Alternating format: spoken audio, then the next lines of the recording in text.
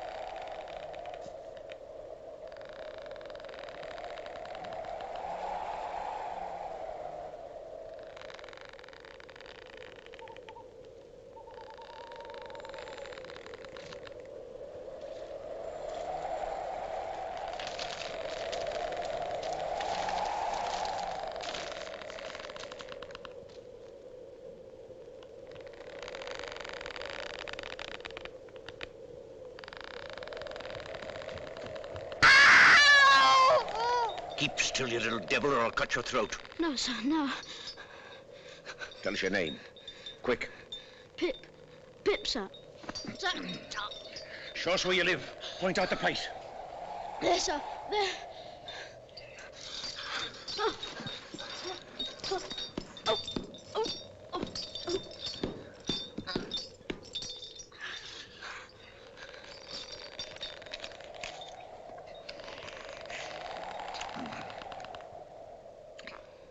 Now, where's your mother? There, sir. No, sir. There, sir. Also Georgiana. That's my mother. Ah, and is that your father along with your mother? Yes, sir, him too. Late of this parish. Ah. And who do you live with? Supposing you're kindly let to live, which I ain't made up my mind about yet. With my sister, sir. Mrs. Joe Gargery, wife of Joe Gargery the blacksmith. Blacksmith, eh? Now look at here. Do you know what a file is? Yes, sir. Do you know what whittles is? Yes, sir. Food, sir. Then you get me a file and you get me whittles, or I'll have your heart and liver out. If you'll kindly let me keep upright, sir, perhaps I shouldn't be sick and perhaps I could attend more. Now you bring that file and them whittles to me in this churchyard tomorrow morning early. Yes, sir. And never dare to say a word of having seen such a person as me. No, sir. If you do, your heart and liver will be tore out and roasted and ate. There's a young man hid with me, and in comparison with him, I'm an angel. And that young man has a secret way of getting at a boy and at his liver. The boy may lock his door, may be warm in bed, but that young man will softly creep his way to him and tear him open. Say, heaven strike you dead if you don't. Heaven strike me dead if I don't. Now you know what you promised, young man. Get off home. Good night, sir.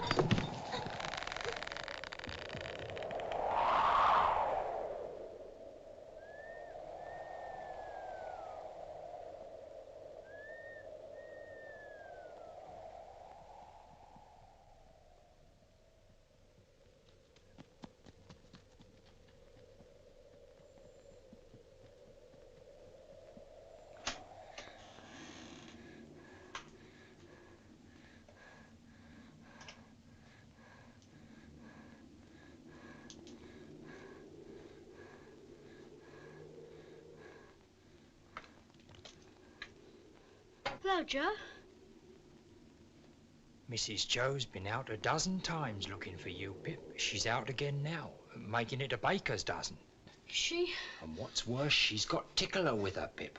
She got up, she made a grab at Tickler, and she rampaged out, Pip. She rampaged out.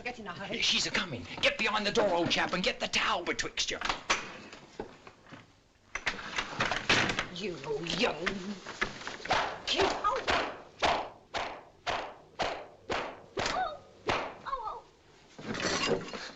Now then, where have you been? I've only been to the churchyard. Churchyard, indeed. You'd have been in the churchyard long ago if it hadn't been for me, and stayed there. It's bad enough being a blacksmith's wife without having to be a second mother to you. Churchyard, indeed. You'll be having me in the churchyard one of these days, keeping me on the rampage with my poor art. Get to the table. Both of you.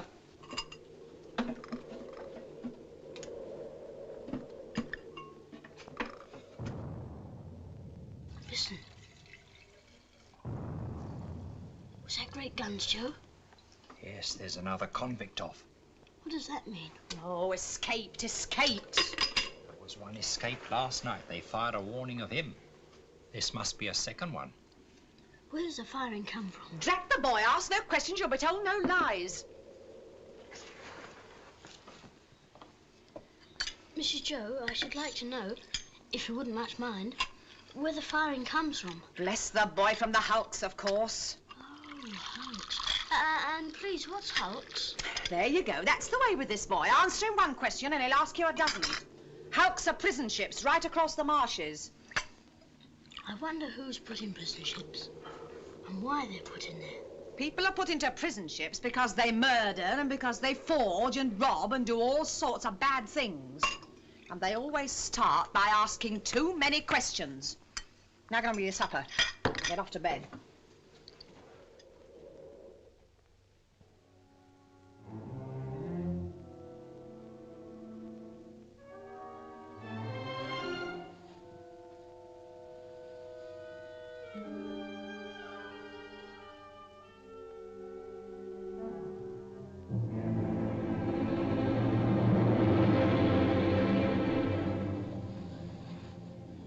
May be warm in bed.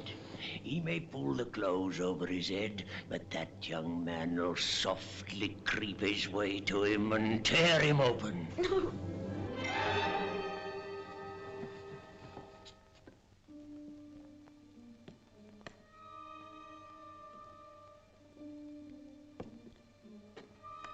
Wake up, Mrs. Joe.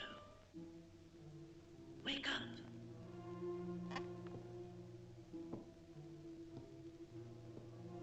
Mrs. Joe, wake up.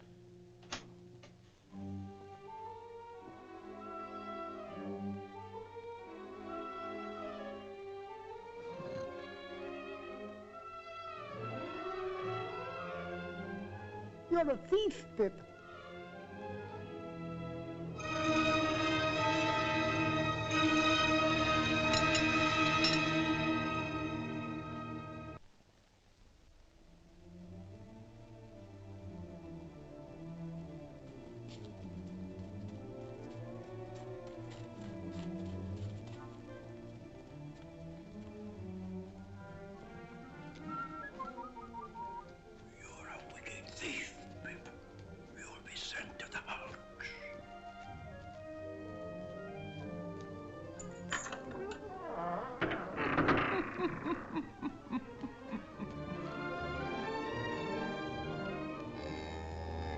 With somebody else's brandy. With somebody else's pile. Somebody else's pork pie.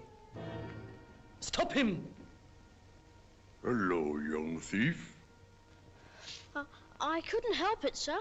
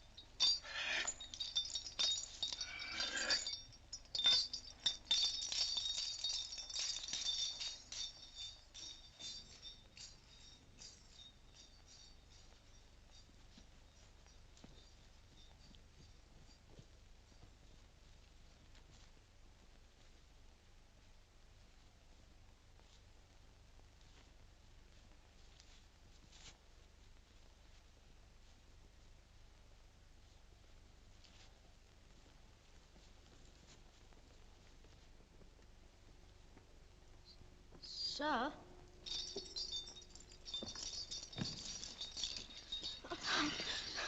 You brought no one with you? No, sir. Now give no one the word to follow you? No, sir. What's in the bottle, boy? Brandy. I think you got the ague, sir. Oh, I'm much of your opinion, boy.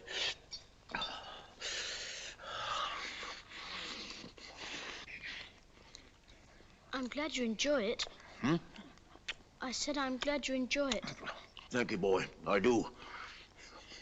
Aren't you going to leave any of it for him? Him? Who's him? The young man you spoke of. Oh, him. Oh, he don't want no food. He looked as if he did. Looked? When? Just now. Where? Over there. Did you notice anything about him? He had a big scar on his face. No, not here. Yes, there. Give us hold of that file, boy.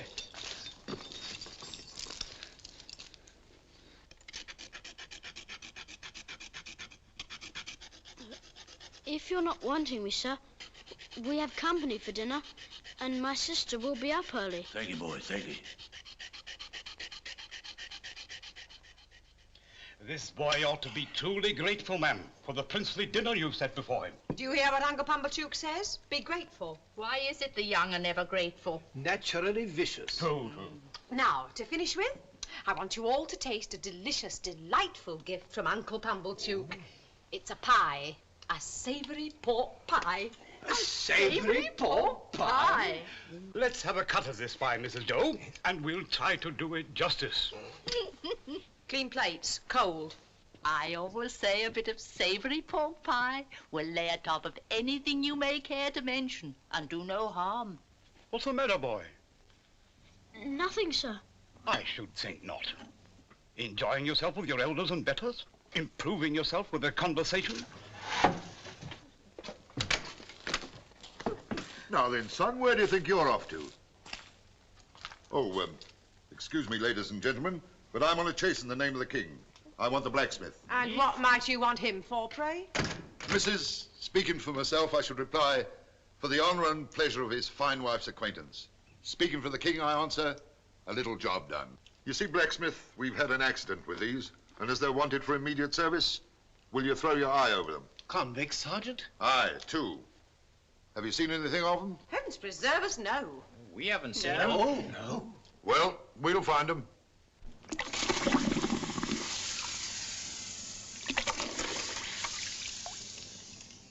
Platoon, forward.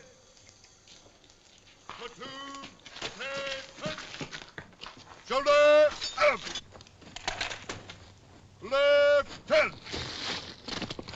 Platoon, march.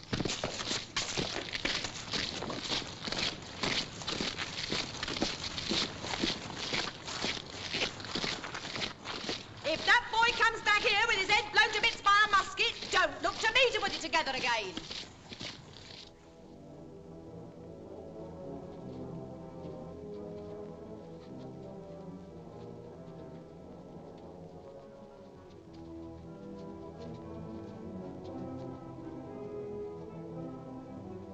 I hope we don't find them, Joe. I'd give a shilling if they had cut and run, Pip. Come on.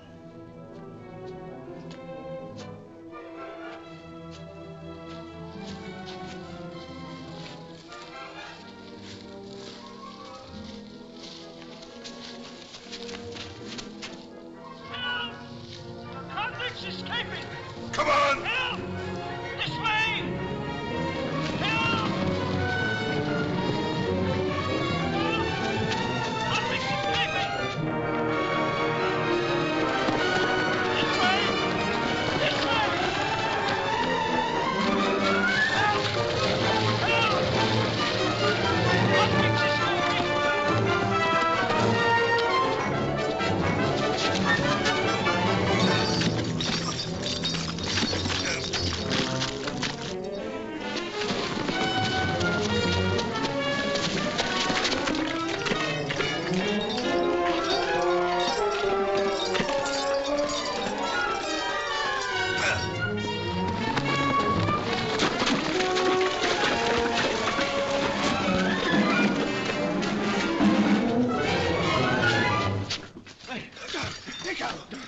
Don't forget, I took him. I give him up to you. Don't forget that. He tried to murder me. Me tried to murder him? I kept him from getting off these marshes. I could have got clear. Then I discovered he was here. I let him go free to make a fool of me again. Let me go. Let me. Make ready. Present. Fire!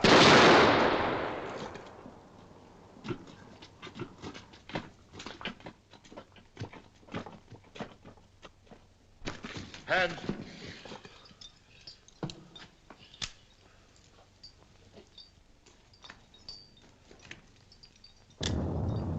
You're expected on board.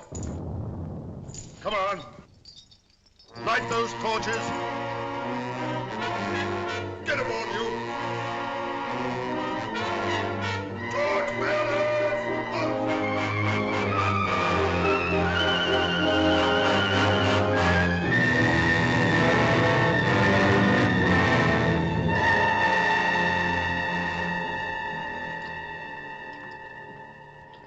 I wish to say something respecting this escape. It may prevent some persons laying under suspicion along me. What is it? I took some food from the blacksmith near the village, over yonder. It was a dram of liquor and a pie. You happen to have missed such an article as a pie, blacksmith? Well, my wife did the very moment you came in. Oh, so you're the blacksmith, are you? Then I'm sorry to say I've eat your pie. Oh, you're welcome to it as far as ever it were mine. We don't know what you've done, but we wouldn't have you starved to death for it, poor miserable fellow creature, would us, Pip? Give way, you. Cast off there.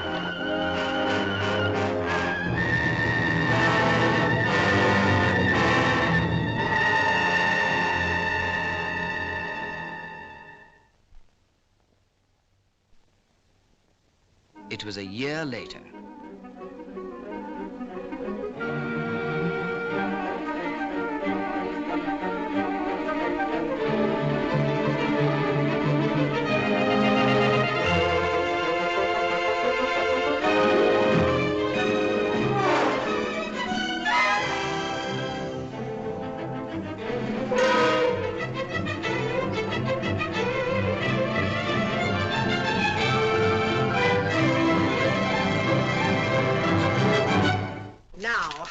If that boy ain't grateful this day, he never will be. But it's only to be hoped he won't be pampered. Not by Miss Havisham, ma'am.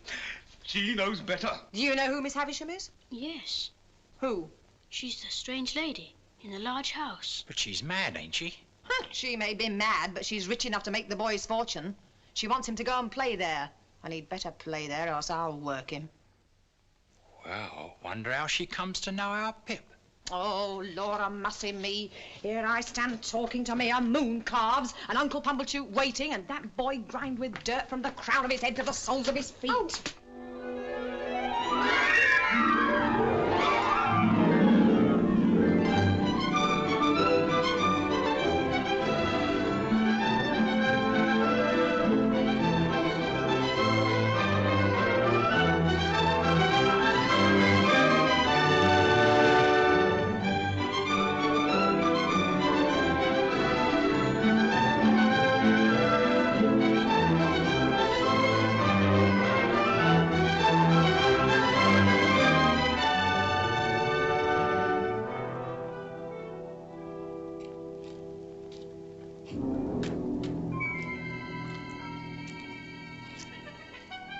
Ring the bell, boy.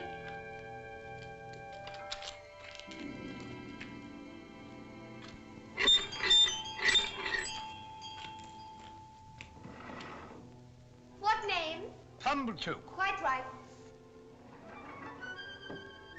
Can you read the time, boy? Yes, sir.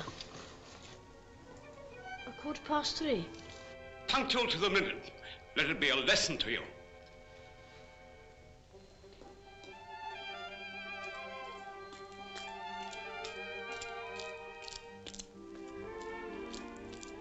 This is Pip. So this is Pip, is it? Come in, Pip. Oh, do you wish to see Miss Havisham? If Miss Havisham wishes to see me... Ah, but you see she doesn't. Come along, boy.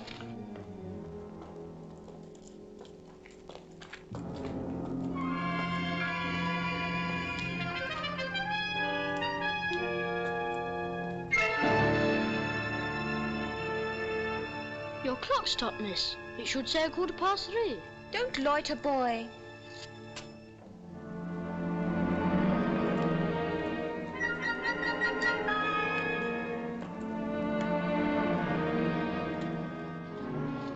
Come along, boy. Take your hat off.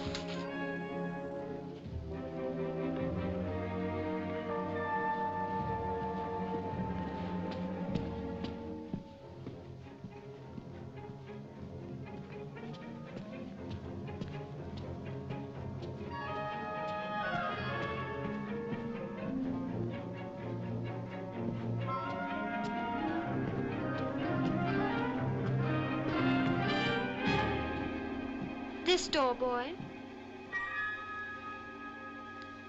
After you, miss. Don't be silly. I'm not going in.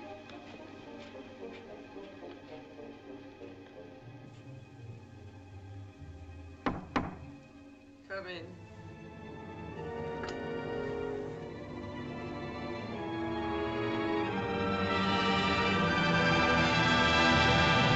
Who is it?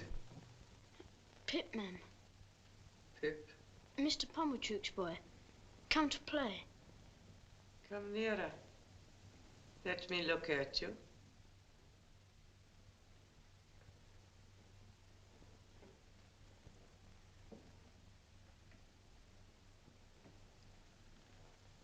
Come close.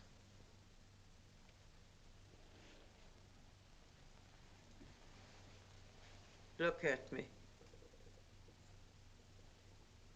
You're not afraid of a woman who has never seen the sun since you were born. No. Do you know what I touch? Here? Your heart. Broken.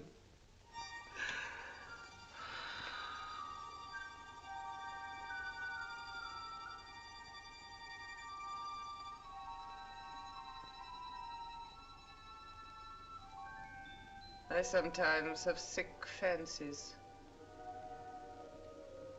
And I have a fancy I should like to see someone play.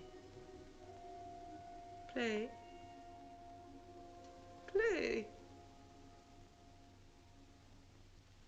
Estella, come here.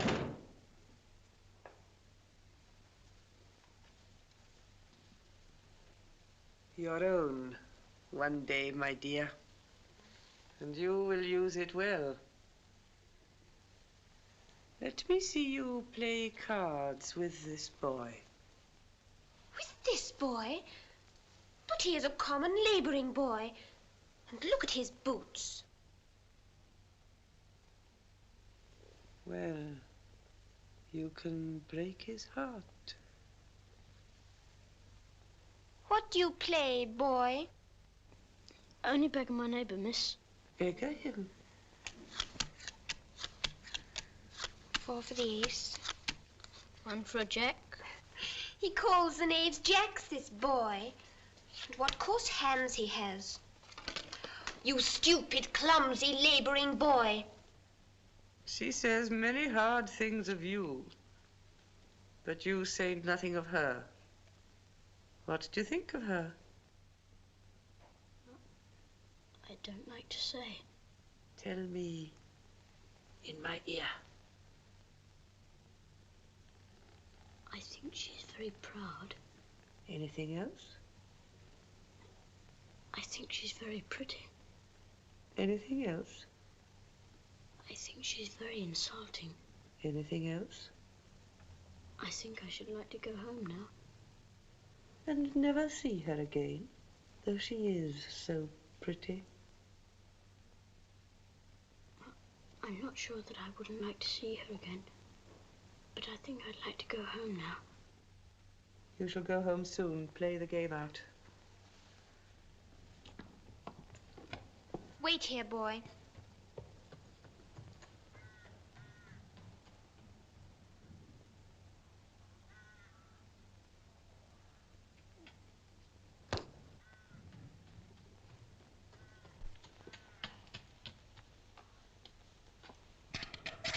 Why don't you cry?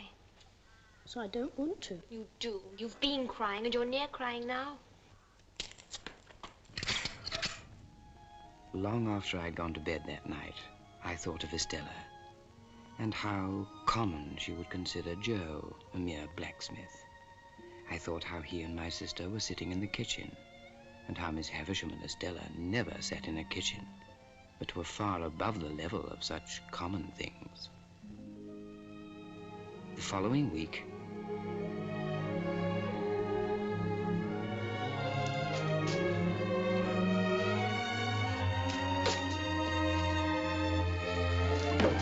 Would come this way today, boy.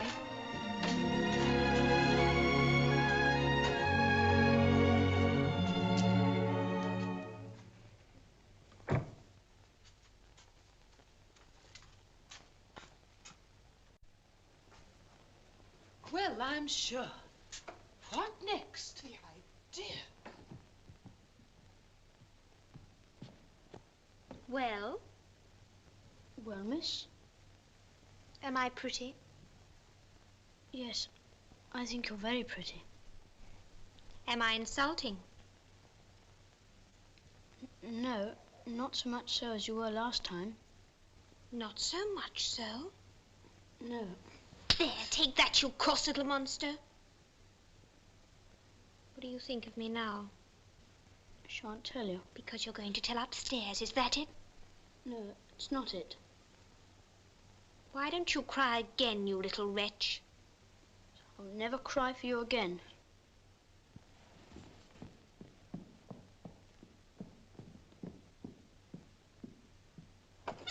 In there, boy.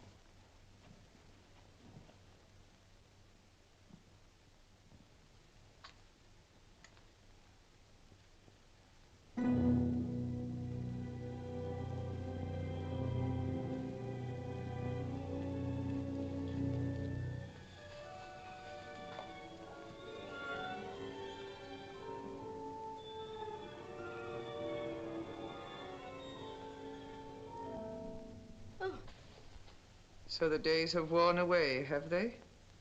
Yes, ma'am. Today's... There. I know nothing of days of the week, nothing of weeks of the year. Do you know what that is? There? I can't guess what it is, ma'am. It's a great cake. A bride cake. Mine. On this day of the year, long before you were born, this heap of decay was brought here. It and I have worn away together. Mice have gnawed at it. And sharper teeth than teeth of mice have gnawed at me. There. Walk me. Walk me, walk me.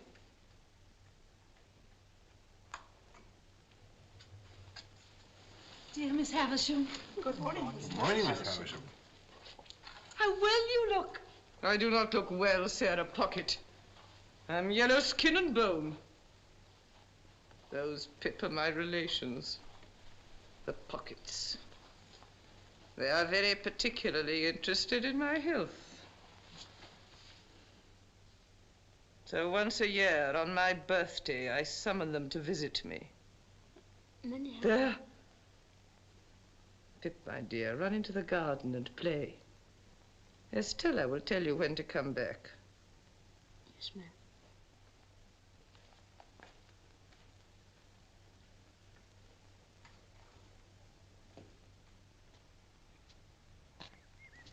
Hello, young fellow. Hello. Who gave you leave to prowl about? Miss Estella. Come on, fight. Oh, stop a minute there. I ought to give you a reason for fighting, too. There it is. Come on. Are you satisfied with the ground? Quite satisfied, thank you. Good.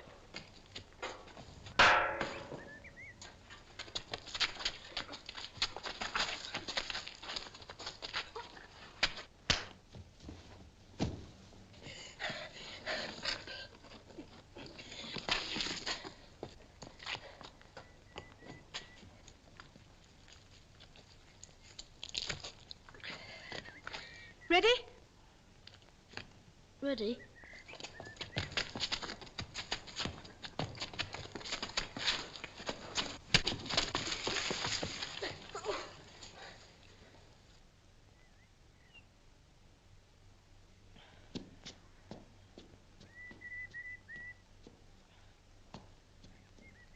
That means you've won.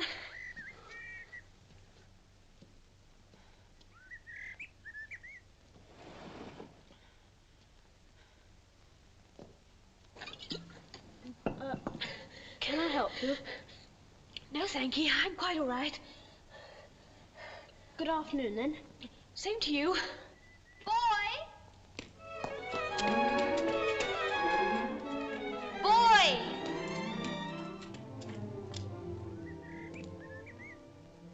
Yes, miss?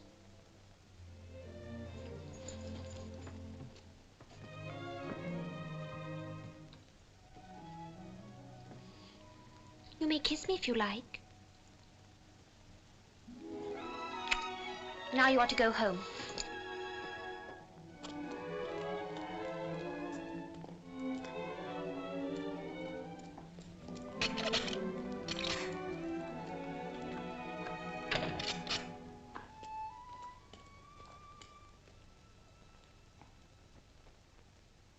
Three months later, my sister became ill and was laid to rest in the churchyard on the marshes. The occasion was marked for me not so much by the passing of Mrs. Joe as by the arrival of Biddy.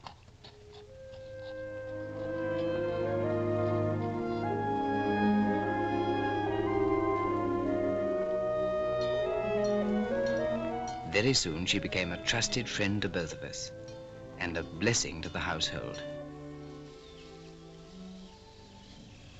Biddy, I want you to help me. Don't I help you, Pip? Oh, yes. You help me a lot with my letters and figures. But this is a secret. Oh? What is it? Biddy. Yes? Biddy, I want to be a gentleman. A gentleman? Oh, I wouldn't if I was you, Pip. I don't think it would answer. Biddy, I have a particular reason for wanting to be a gentleman. Well, you know best, Pip, but don't you think you're happy as you are? I'm not happy as I am. I'm coarse and common. Coarse and common, are you, Pip? Who said so? Beautiful young lady at Miss Havisham's. And I want to be a gentleman on her account.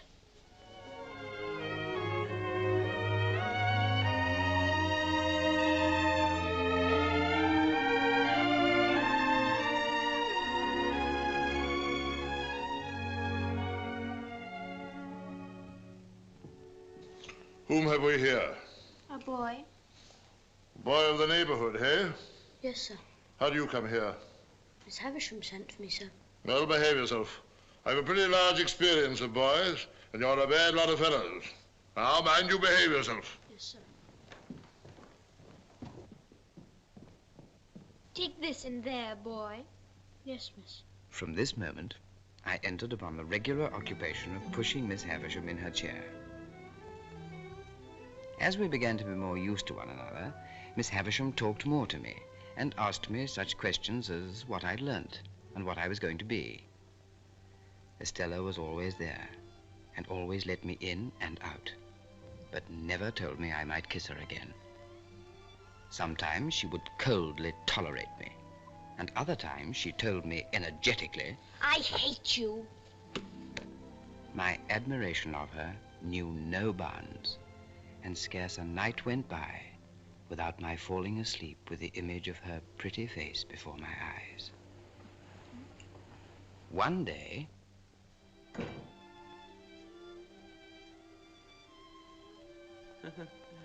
Does she grow prettier and prettier, Pip? Yes, Miss Havisham. There, there. That's all till next time. Miss Havisham, I can't come next time. This is sad news, Pip. Why not? Tomorrow's my birthday, and I'm 14. Oh, and you start your apprenticeship with a blacksmith, do you not? Yes, Miss Havisham. Why so glum, Pip? Are you not excited by your new venture? I used to think I would be, but I'm not now. Pip, here are some golden sovereigns. A gift from me. Thank you, Miss Havisham. Do with them what you please. You've earned them well. Thank you. Come and see me on your next birthday. Yes, Miss Havisham. Estella, show him out. Goodbye, Miss Havisham.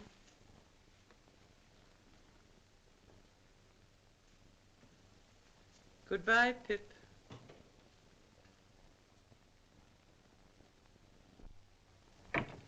You'd better say goodbye to me, because I'm going away too.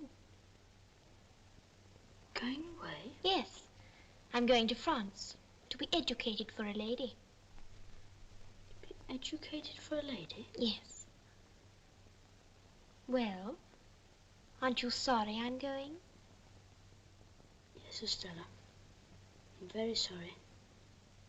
I wish I knew when you were coming back. But I wish... What do you wish? I wish I could kiss you goodbye.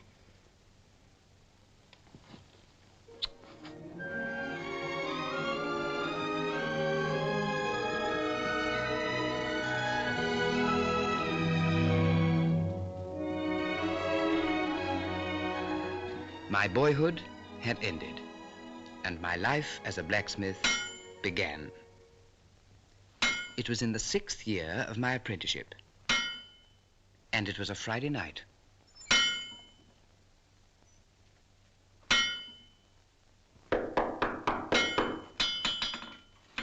Are you the blacksmith by name Joseph or Joe Gargery? Yes, sir. Have you an apprentice commonly known as Pip? Is he here? I'm Pip, sir. Ah. So you are Pip? Yes, sir. My name is Jaggers. I'm a lawyer in London. I wish to have a private conference with you two. We'd better go into the house. Now, Joseph Gargery. I am the bearer of an offer to relieve you of this young fellow, your apprentice. You would not object to cancel his apprenticeship for his own good at his own request? You would want nothing for so doing? Heaven forbid I should want anything for not standing in Pip's way. Very well, then. I come now to this young fellow. And my communication to him is that he has great expectations. I am instructed to communicate to him that he will come into a handsome property. Further, that it is the desire of the present possessor of that property that he shall be immediately removed from his present sphere of life and from this place and be brought up as befits a young gentleman of great expectations. Now, Mr. Pip, you are to understand first that it is at the request of the person from whom I take my instructions that you always bear the name of Pip. If you have any objection, now is the time to mention it. I have no objection. I should think not, indeed. Secondly, Mr. Pip, you are to understand that the name of the person who is your liberal benefactor is to remain a profound secret until that person chooses to reveal it. If you have any suspicion whom that person might be, keep that suspicion within your own breast. If you have any objection, now is the time to mention it. Speak out. I have no objection. And now, Mr. Pip, kindly consider me your guardian. Thank you, sir. Oh, I tell you at once, I'm well paid for my services, otherwise I shouldn't render them. I have arranged for you to go to London in a week's time. You will need some new clothes. They should not be working clothes. 20 guineas. Well, Joseph Gargery, you look dumbfounded. I am. Then good night, Mr. Gargery.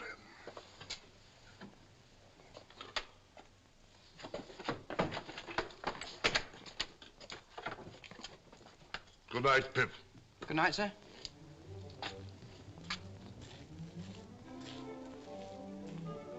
Pip, a young gentleman of great expectations. Biddy! Biddy!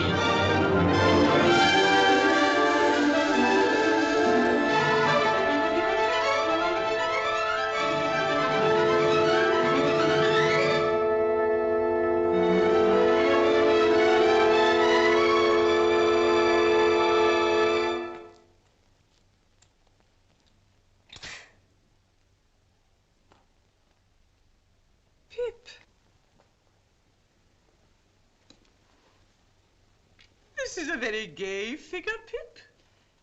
I start for London tomorrow, Miss Havisham, and I thought you would kindly not mind my taking leave of you. Well? I've come into such good fortune since I saw you last, Miss Havisham, and I'm so grateful for it.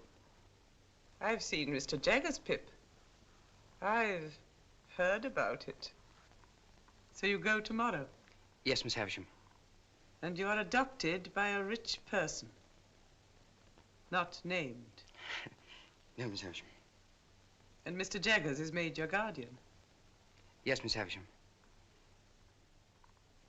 Is, abroad. Prettier than ever, and admired by all who see her. And you, too, have a promising career before you. Be good and deserve it, Pip.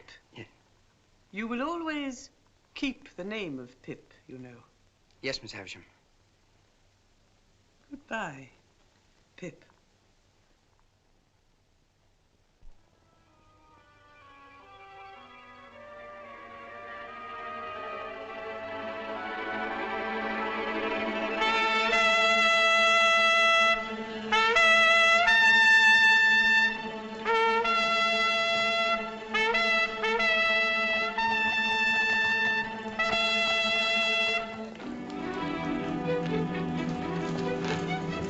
Well, bye, Joe. God bless you, dear old Pip. God bless you. Bye, Biddy. Bye, Pip.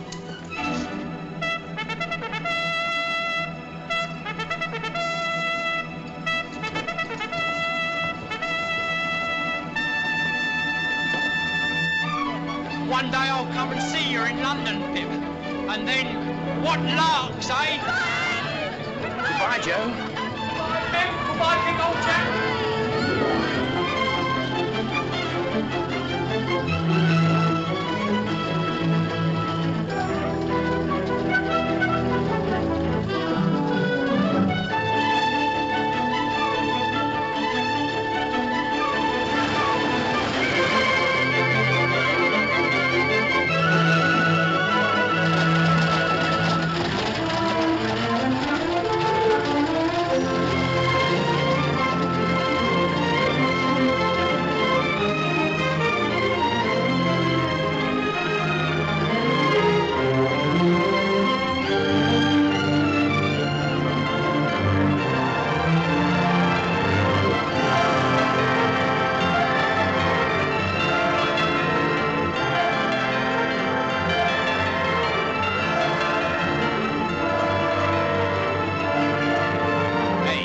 London.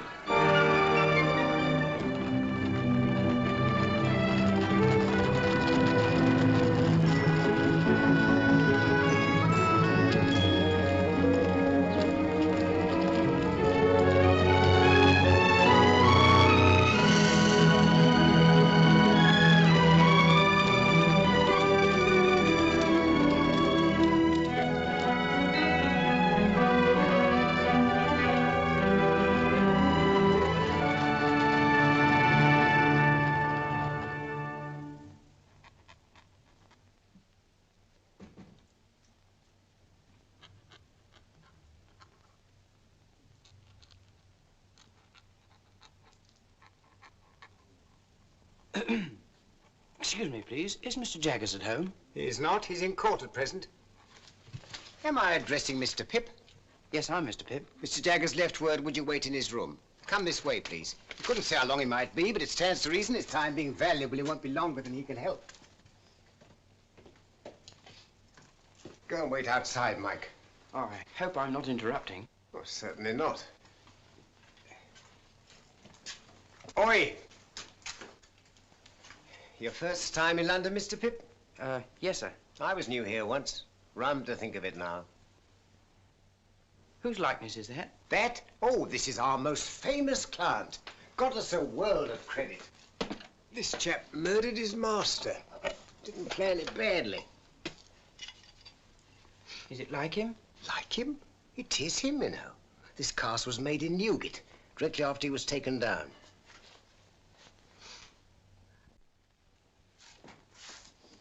Oh, your man comes on this afternoon. Have you got the witness? Yes, Mr. Jaggers. Wait here.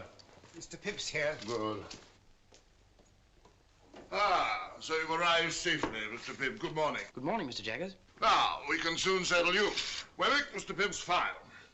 Wemmick here will conduct you to a Mr. Herbert Pocket's rooms in Barnard's Inn, where you will live. Oh, sit down, Mr. Pip, sit down.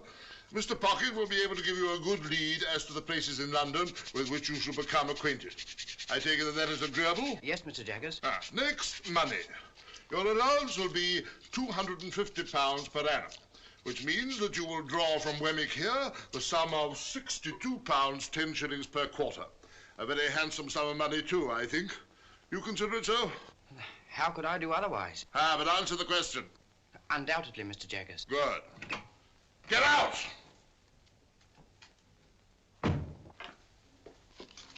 Now, here is a list of the tradespeople with whom you may run up an account. Wemmick, take Mr. Pip round to Barnard's Inn. Yes, sir. I shall check the bills and pull you up if I find you getting on too well. Of course, you'll go wrong somehow, yes, but that's no fault of mine. Goodbye and good luck, Mr. Pip. Mike! Mr. Wemmick, I don't quite know what to make of Mr. Jaggers. Oh, we don't mean that you should know what to make of him. Deep, that's what he is, as Australia. Who was that he shouted at so fiercely in the office? Oh, that was his housekeeper, name of Molly. He got her off on a murder charge. Murder? Isn't he frightened of having her about? Not him. When you come to see us again, take a good look at her. Shall I see anything very uncommon? You'll see a wild beast tamed. Keep your eye on it.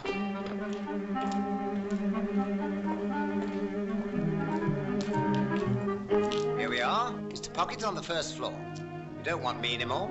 No, thank you, Mr. Wemmick. As I keep the cash, we shall most likely meet pretty often. Oh, well. Very glad, I'm sure, to make your acquaintance. Good day. Good day, sir.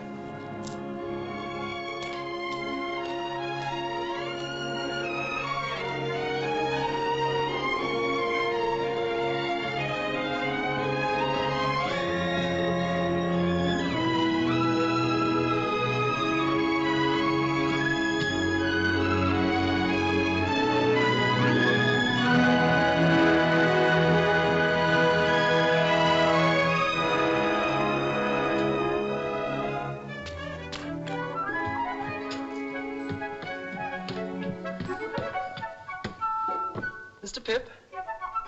Mr. Pocket? Oh, dear me, I'm extremely sorry. But the fact is, I've been out on your account, for I thought, coming from the country, you might like a little fruit. And I went to Covent Garden Market to get it good. Well, thank you. It's very nice of you. Can I take the parcels? It sticks, you know.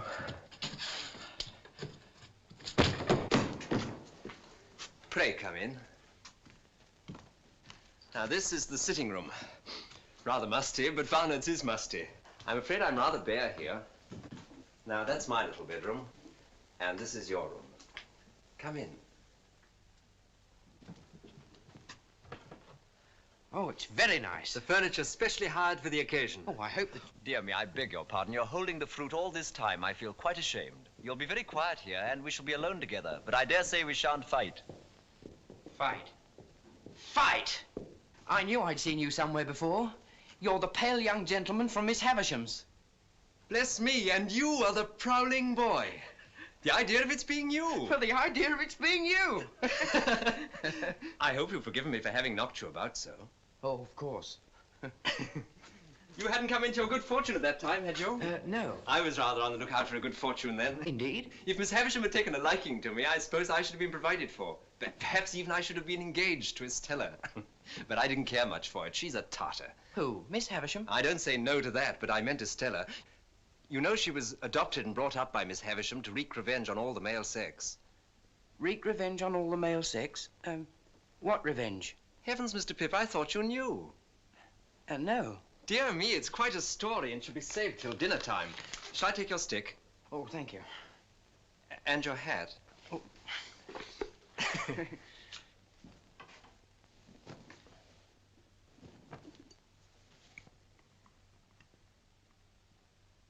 Herbert. Yes, my dear Pip. As I've been brought up a blacksmith, I'd take it as a great kindness if you'd give me a hint when I go wrong in my manners. With pleasure, though. I should guess you'd need very few hints. Thank you very much. Now, please tell me more of Miss Havisham. Ah, yes, Miss Havisham. But let me introduce the topic by pointing out that in London it's not the custom to put the knife in the mouth, for fear of accidents. It's scarcely worth mentioning, only it's as well to do as other people do. Oh, I must apologize. Thank you Not at all, very much. I'm sure. Now, Miss Havisham was an heiress, and as you may well suppose, was looked upon as a great match. Well, one day there appeared upon the scene a certain man. I never saw him, for this was 25 years ago. He pursued her closely and professed to be devoted to her. And there's no doubt that she fell passionately in love with him, which brings me to the cruel part of the story. Merely breaking off to remark, my dear Pip, that it's not usually considered necessary to fill the mouth to its utmost capacity. Oh, very sorry. I was so interested. Not at all, I'm sure. The marriage day was arranged, the wedding dresses were bought, the wedding guests were invited. The day came, but not the bridegroom. He wrote a letter. Which she received when she was dressing for her marriage at 20 minutes to 9. Exactly. So that was why she stopped the clocks. Yes. And when she'd recovered from a bad illness, she laid the whole place waste, as you've seen it, and has never since looked upon the light of day. Herbert, you said that Estella was not related to Miss Havisham, but only adopted. When adopted? There's always been an Estella since I've heard of a Miss Havisham. I know no more. So, Pip, all I know of Miss Havisham, you know. Well, let's change to brighter prospects. Let's drink to London and a very happy future. To London and a very happy future. 2,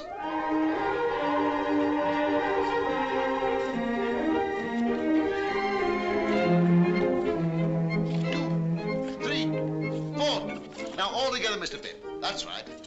That's better. Much better. Enjoy yourself.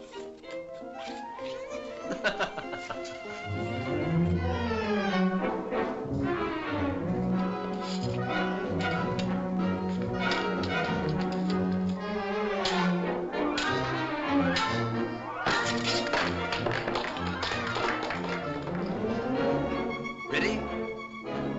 Ready.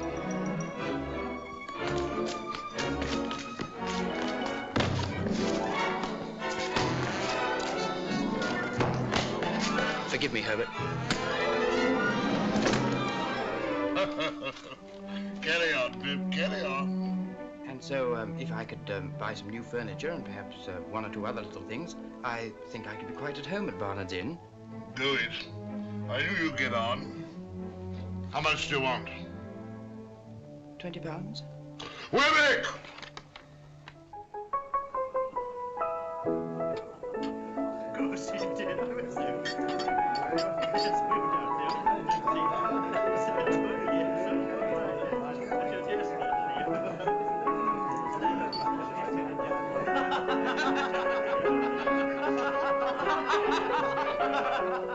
Well, Pip, I should say you were at home.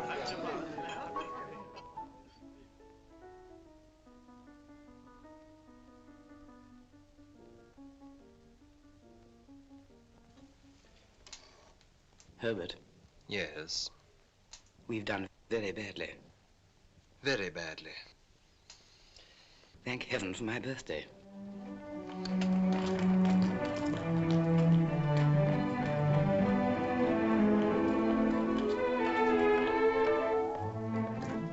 Good morning, Mr. Pip. Morning. Good morning, Mr. Pip. Good morning. Congratulations, Mr. Pip. Thank you, Mr. Wemmick. Come in. Mr. Pip, sir. Come in. 21, eh, Pip? I must call you Mr. Pip today. Congratulations, Mr. Pip. Thank you, Mr. Jaggers. Sit down.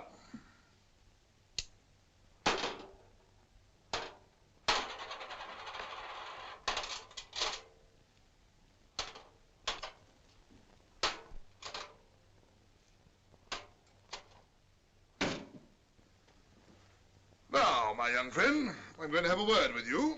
If you please, sir. What do you suppose you are living at the rate of? At the rate of, Mr. Jaggers? The rate of. I'm afraid I'm unable to answer. I thought so. Now, I've asked you a question, my friend. Have you anything to ask me? Oh, well, of course, it would be a great relief to ask you several questions, Mr. Jaggers, if it were not forbidden. Ask one. Is my benefactor to be made known to me today? No. Ask another. Well, I I was just wondering if I had anything to receive. I thought we should come to that. Wemmick! Mr. Pip, you have been spending pretty freely of late, and you're in debt, of course. I'm afraid I must say yes, sir. You know you must say yes, don't you? Yes, sir. Wemmick, hand Mr. Pip that piece of paper. Now, unfold it and tell me what it is.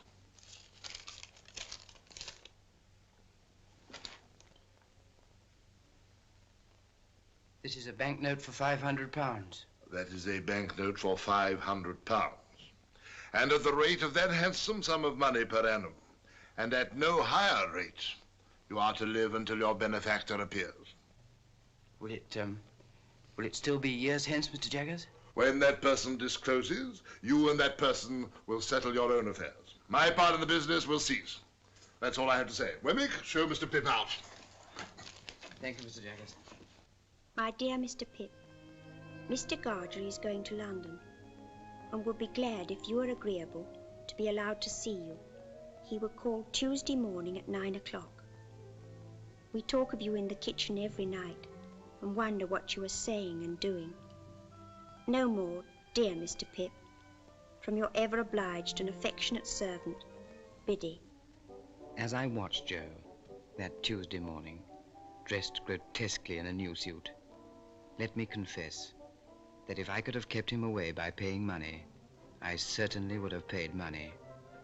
In trying to become a gentleman, I had succeeded in becoming a snob.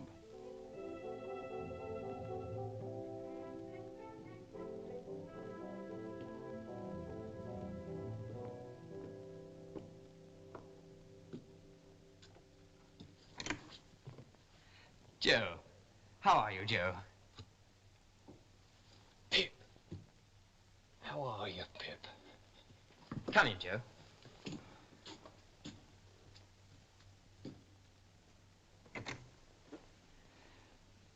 Well, Joe, I am glad to see you. Pip, dear old chap, you've growed and you've swelled, and you gentlefolk has to be sure you're an honour to your king and country. And you, Joe, look wonderfully well. Give me your hat.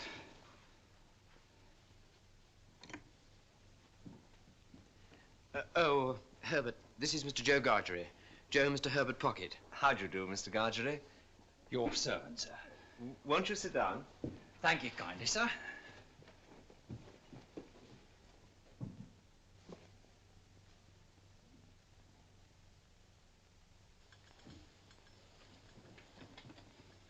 Will you take tea or coffee, Mr. Gargery? Oh, thank you kindly, sir. I'll take whichever is most agreeable to yourself. What do you say to coffee? Thank you kindly, sir. Since you are so good as to make choice of coffee, I'll not run contrary to your opinions. But don't you find that rather heating? Say tea, then.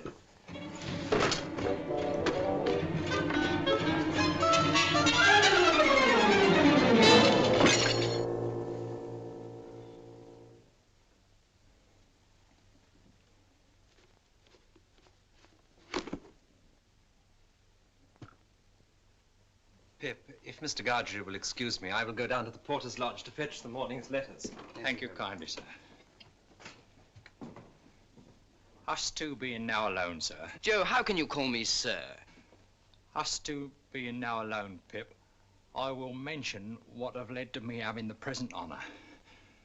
Miss Havisham have recently sent for me. Miss Havisham, Joe? Would you tell Mr. Pip, she said, that I wish to see him at once, for I have something most particular to disclose to him. I see. Well, I have now concluded, sir, and Pip, I wish you ever well and ever prospering to a greater and greater height. But you're not going now, Joe. Yes, I am. Well, you'll be coming back to dinner. Oh, no, Pip, old chap. You and me is not two figures to be together in London. I'm wrong in these clothes, Pip. I'm wrong out of the forge and out of the kitchen off the marshes. But, Joe... You won't find half so much fault with me if you think of me as Joe the blacksmith. And so, God bless you, dear old Pip, old chap. pleasure.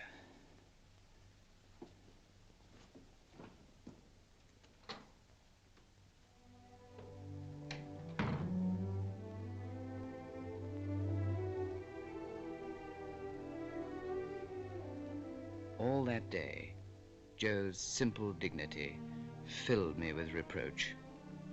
And next morning I began the journey to our town, knowing that I should sleep that night at the forge. But as the miles went by, I became less convinced of this, and invented reasons and excuses for not doing so. Joe, Pip's here. Oh, we didn't expect you, Pip. Pip, your bed's not ready. We thought for certain you'd be staying in the town. You must stay in the town.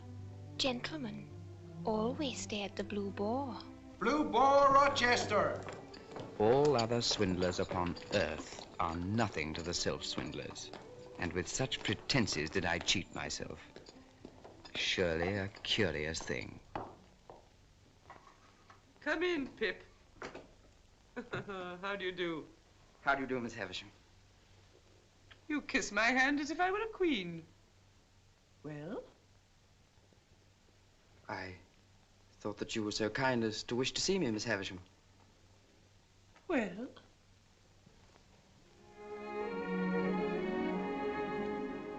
Estella!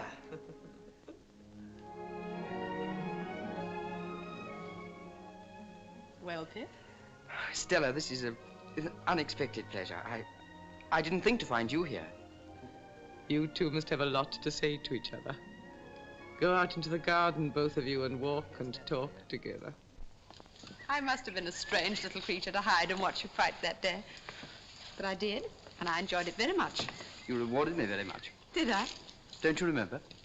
I remember I entertained a great objection to your opponent. I took it ill that he should be brought here to pester me with his company. He and I are great friends now. Are you? I imagine that since your change of fortune, you have naturally changed your companions. Oh, yes, naturally. Do you remember the first time I came here? The time you made me cry? Did I? I don't remember. Not remember you made me cry? You meant nothing to me. Why should I remember? You must know, Pip, I have no heart. Perhaps that's why I have no memory. No one looking at you could believe that. Oh, I have a heart to be stabbed at or shot at, but you know what I mean. There's no sympathy there, no softness, no sentiment. If we're to be thrown much together, you had better believe that at once. I can't believe it, Estella. Very well. It's said at any rate. But remember how I've been brought up, and don't expect too much of me. Come, Pip. You shall not shed tears for my cruelty today. We'll go just once more round the garden and then go in. Miss Havisham will be expecting you at your old post. Is she beautiful? Graceful, well-grown. Do you admire her, Pip? Everyone must who sees her, Miss Havisham. She is going to London soon, and you shall meet her there. I shall be the happiest man in London, Miss Havisham. Love her. If she favors you, love her. If she tears your heart to pieces, love her. I adopted her to be loved. I developed her into... as punctual as ever, Jaggers. As punctual as ever. How do you do, Pip? And what are you doing here? Miss Havisham wished me to see Estella, Mr. Jaggers. Ah, a fine young lady. Shall I give you a ride, Miss Havisham? Once round? A very fine young lady, Pip.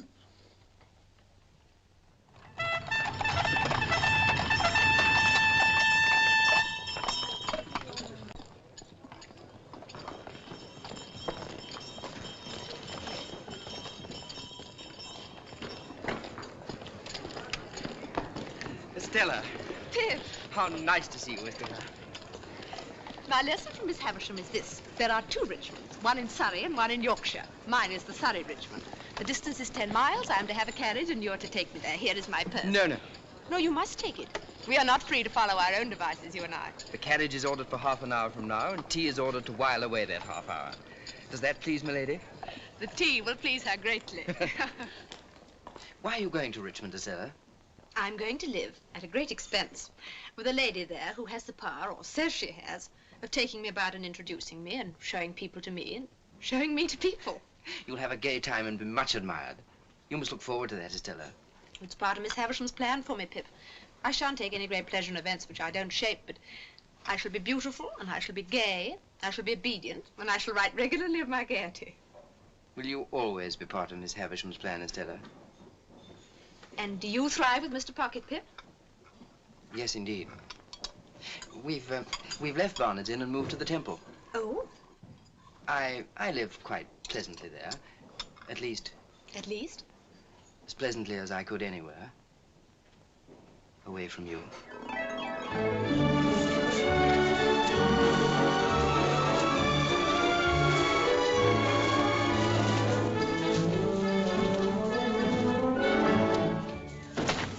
All through that summer, I saw a great deal of Estella, and I was very happy, until I realized, somewhat uncomfortably, that she had many admirers. It was not until the winter that fate threw her in the way of Bentley Drummle.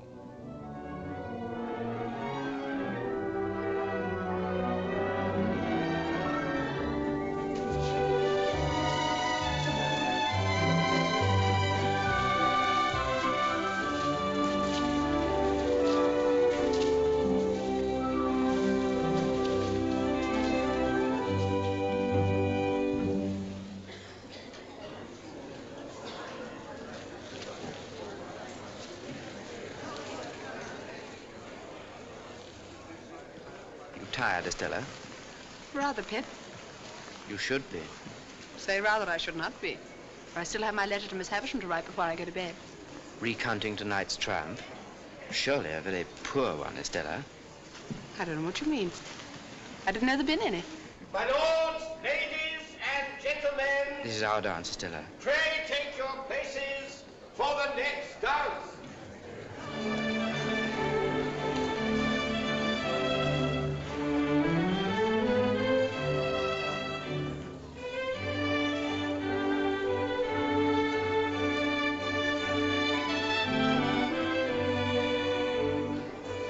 Estella, look at Drummle.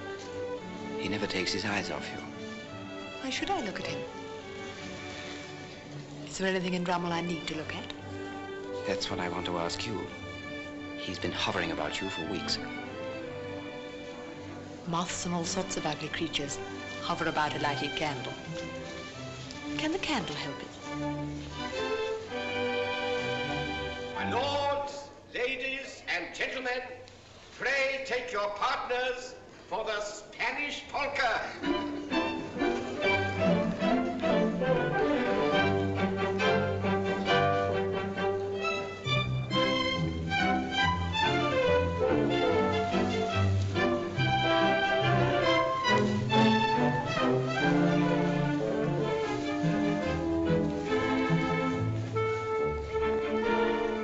Everybody dislikes him, you must know that. There's nothing to recommend him but money and a ridiculous row of addle-headed ancestors. It makes me wretched to see you encourage him. Does it?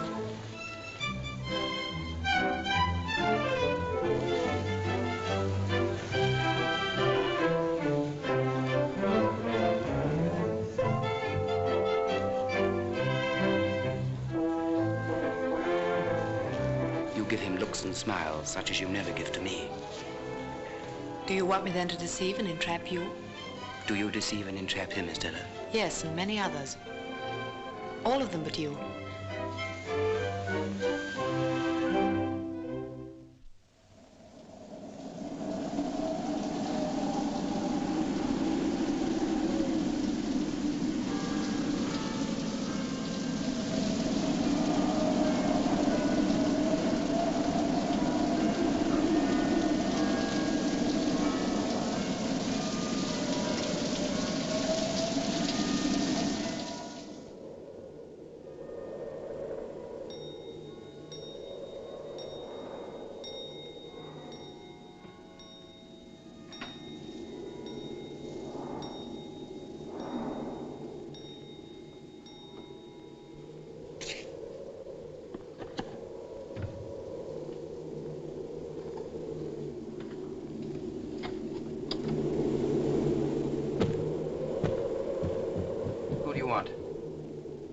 Pip. I'm Mr. Pip. What's your business? My business? Ah, yes, I'll explain my business by your leave. Do you wish to come in? Yes, I wish to come in, Master.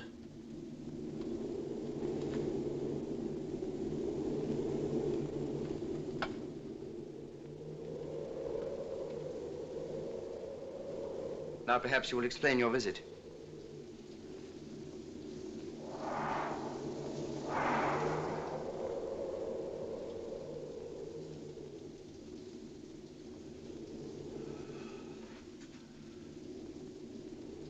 It's disappointing to a man after having looked forward so distant and come so far.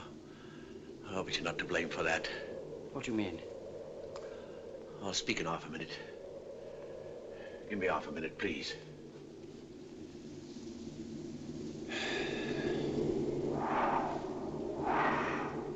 There's no one nigh, is there?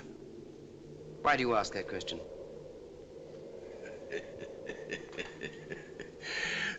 You're a gayman. I'm glad you growed up a gayman. Now I know who you are. The churchyard. The churchyard on the marshes. You're the convict I gave the food to. You acted nobly, my boy. Noble, Pip, and I've never forgot it. If you're grateful to me for what I did when I was a child, and you've come to thank me for it, there's no need. However, since you've found me out, will you drink something before you go? Yes, I will drink, I thank you, before I go.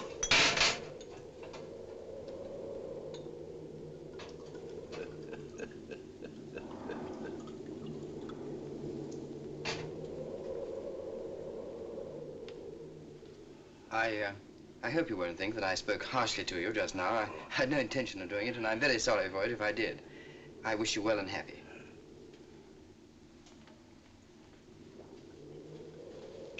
How have you been living? I've been a sheep farmer, away in the New World, in New South Wales. I hope you've done well. I've done wonderful well. I'm famous for it. Oh, I'm very glad to hear it. I hope to hear you say so, dear boy. But you've done well too, eh? Yes, I've done quite well.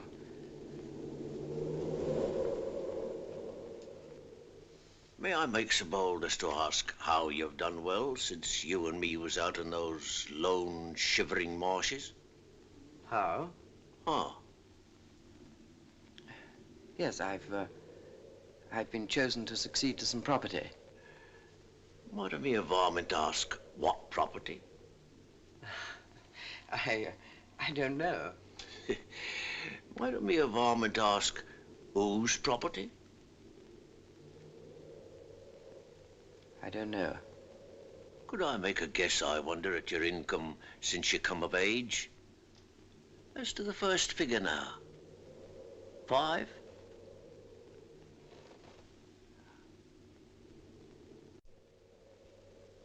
Concerning a guardian. There ought to be a guardian or such like when you were a minor. Some lawyer, maybe. As to the first letter of that lawyer's name now, would it be J? As the employer of that lawyer whose name began with J and might be Jaggers, I wrote from Portsmouth to a person in London for particulars of your address. That person's name? Why, Wemmick.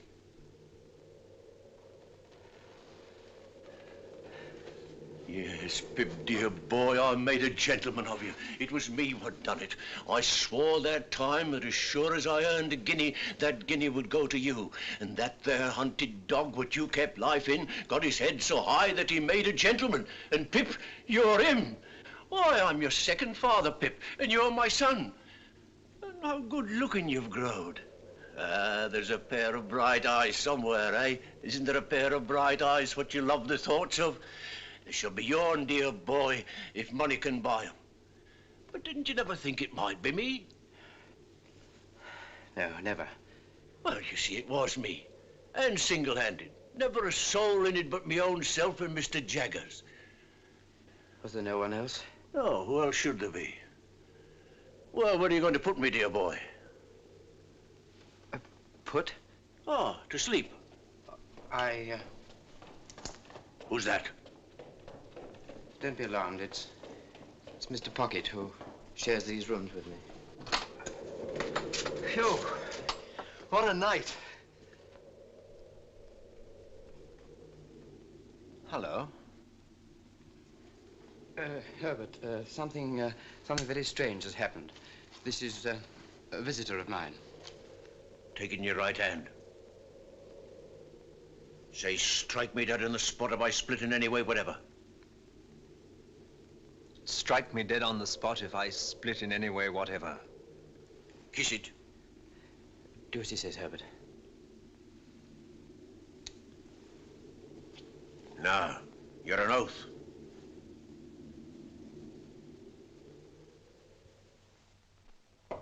Come in. You can go now, Molly. Now, Pip, be careful. I will, sir. Don't commit yourself. Don't commit anyone. You understand me? Anyone. Mr. Jaggers, Don't tell me anything. I don't want to know anything. I'm not curious. I merely want to assure myself that what I've been told is true. Did you say told or informed? Told would seem to imply verbal communication. You can't have verbal communication with a man in New South Wales, you know. I will say informed, sir. Good. I've been informed by a person named Abel Magwitch that he is the benefactor so long unknown to me. That is the man in New South Wales. And only he. And only he. I'm not so unreasonable, sir, as to hold you at all responsible for my mistakes and wrong conclusions. But I always supposed that it was Miss Havisham. As you say, Pip, I am not at all responsible for that. Yet it looked so like it, sir. Not a particle of evidence, Pip. Take nothing on its looks, take everything on evidence. There is no better rule. Well, I have nothing more to say. I think you should know that I communicated with Abel Magwitch in New South Wales and reminded him that if ever he should present himself in this country, it would be an act of felony, rendering himself liable to the extreme penalty of the law. Take a look out of that window, Pip.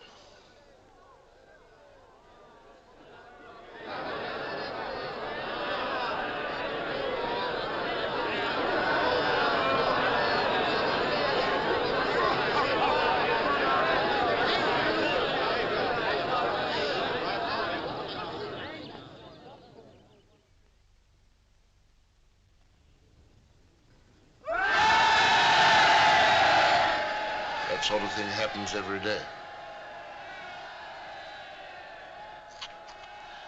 Magwitch has enemies here who would not hesitate to inform on him. I see. But he has guided himself by my caution, no doubt. No doubt. If you'll excuse me, sir.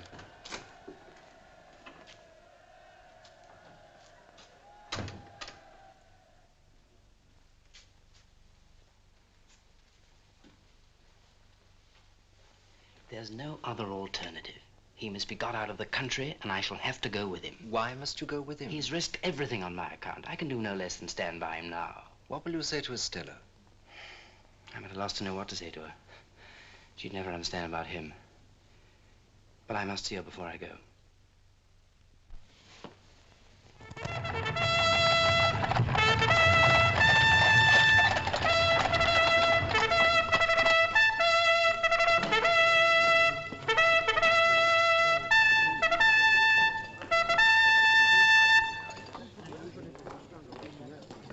Just come down?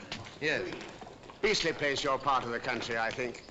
I'm going out for a ride in the saddle. I mean to explore those marshes for amusement. Out of the way villages there, they tell me. Curious little public houses and smithies and that. Mr. Drommel, I didn't seek this conversation. I don't find it a very agreeable one. I'm sure you don't. But don't lose your temper. Haven't you lost enough without that? What do you mean? Look here, you, sir. The lady is joining me later, so take her horse round to her house in an hour's time. Very good, sir. And don't forget to tell the waiter I don't dine, because I'm going to dine with the lady. Aye,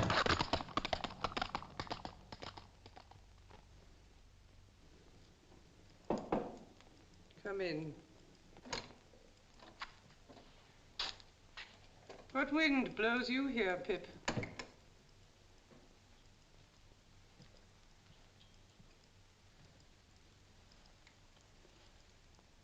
I went to Richmond yesterday to speak to Estella, Miss Havisham, and finding that some wind had blown her here, I followed. What I have to say to Estella, I will say before you presently in a few moments. It will not surprise you. It will not displease you.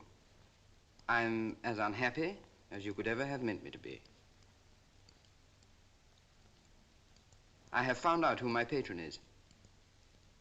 It isn't a fortunate discovery, and is not likely ever to enrich me in reputation, station, fortune, anything. But there are reasons why I can say no more of that. It is not my secret, but another's. It is not your secret, but another's. Well?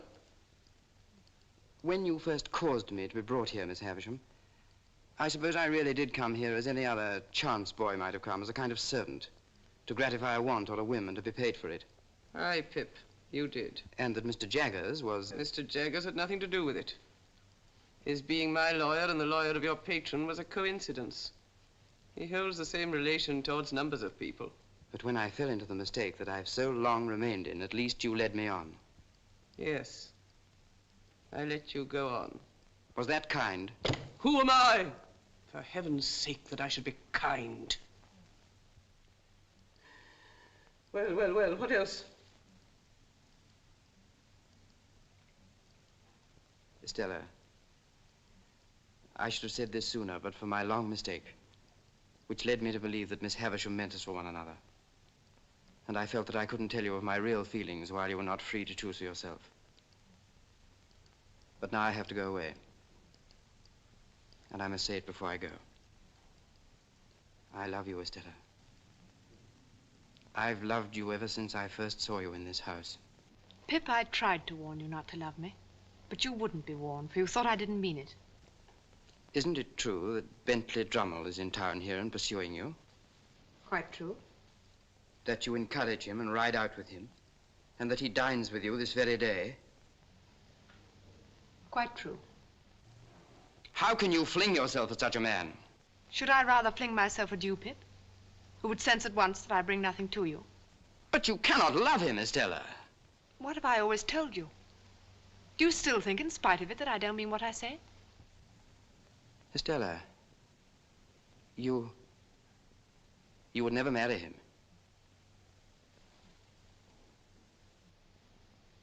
Why not tell you the truth? I am going to be married to him.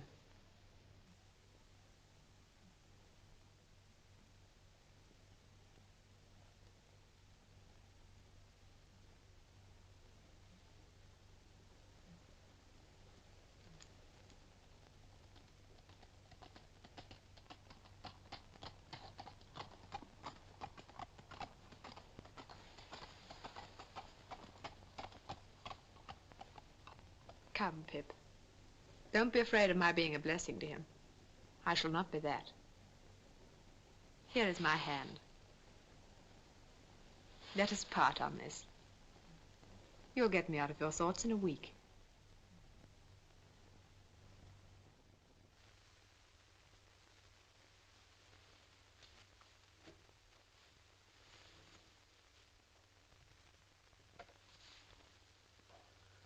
What have I done? What have I done?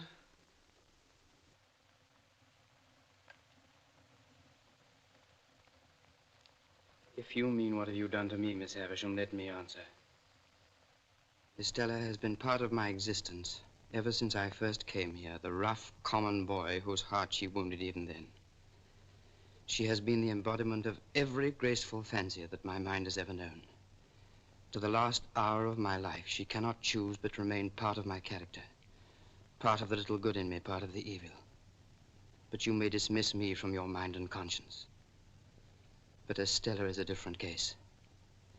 And if you can ever undo any scrap of what you've done amiss, in keeping part of her right nature away from her, it will be better to do that than to bemoan the past through 100 years.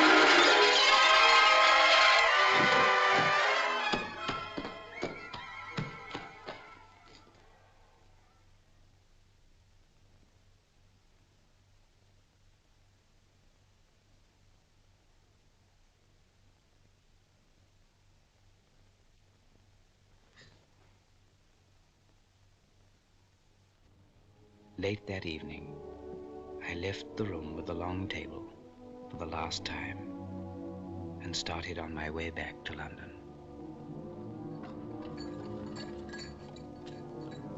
Ah, Mr. Pip, I believe. Good morning, sir. Morning, Dick. I have a note for you, sir. The messenger who brought it said it's urgent.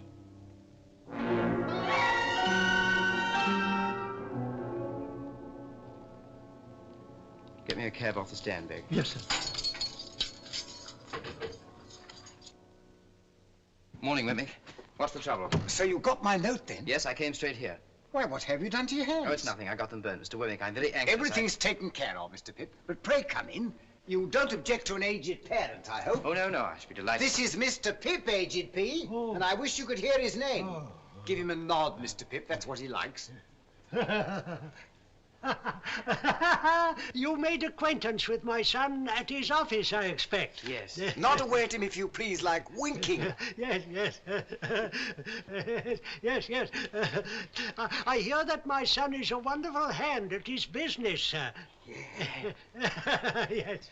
You're as proud of me as Punch, ain't you, Aged P? There's a nod for you. There's another one for you. Yes. Now, Mr. Pip and I have business to discuss. Oh, yeah. Come and sit down. I want to offer an apology, for he isn't capable of many pleasures. Just tip him a nod now and then when he looks off his paper, and he'll be as happy as a king. Pleasure, Mr. Wemmick, but I'm sure that you'll appreciate that I'm most anxious to know what's happened. Of course. Now, I heard by chance yesterday morning that an old enemy of a certain convict, whose name we needn't mention, yes, had got wind of his being in England. So I went to the temple and found Mr. Herbert, and I told him that if he was aware of any such person, whose name we needn't mention, being about your chambers, that he'd better get him out of the way. I also heard that you had been watched. That I'd been watched? Yes. And might be watched again, so he'd better get him out of the way while you were out of the way. I see. He would be greatly puzzled what to do. He was, but we've now removed him to a house overlooking the river, down Limehouse way. I should like to join them at once. If you take my advice, Mr. Pip, you'll wait till after dark. By which time, you see, we can have those hands attended to.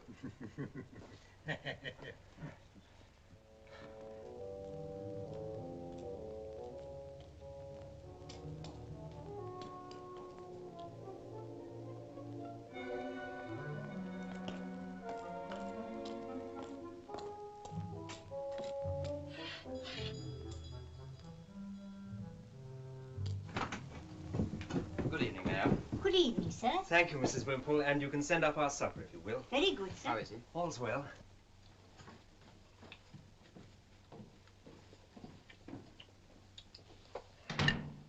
I'm a heavy grubber, dear boy. All this was. Are you sure that you can rely on Wemmick's judgment and sources of information? Aye, Wemmick knows. He spoke to me of a particular enemy of yours. Do you know who that might be? Aye. That was the man you saw fighting with me on the marshes, the man with the scar. He turned informer on me then to save his own skin, and he'd do it again to see me hanged. But no sneaking rat like him's going to make me leave, my boy. Well, if you're worried about that, there's no need. I'm coming with you. No. You're a gay one. What a gay one my boys turned out to be, eh? The following day, I sent Herbert to make some inquiries. He found that the packet boat for the continent left Gravesend Pier at high tide every Thursday. I set myself to hire a boat. It was soon done. I couldn't get rid of the notion of being watched, and how many undesigning persons I suspected of watching me, it would be hard to calculate. I began to go out as for training and practice, sometimes alone, sometimes with Herbert. We were out in all weathers and became, as was our intention, familiar figures on the river. My burns were still very painful. We made it a practice that Herbert should embark from the place nearest to the house where our convict was hidden. As the hours of the tide changed, we took to going further down river. There, on the marshes, we found a lone public house where we decided to stay on the night of our escape. And from a nearby buoy, we timed the passing of the packet boat.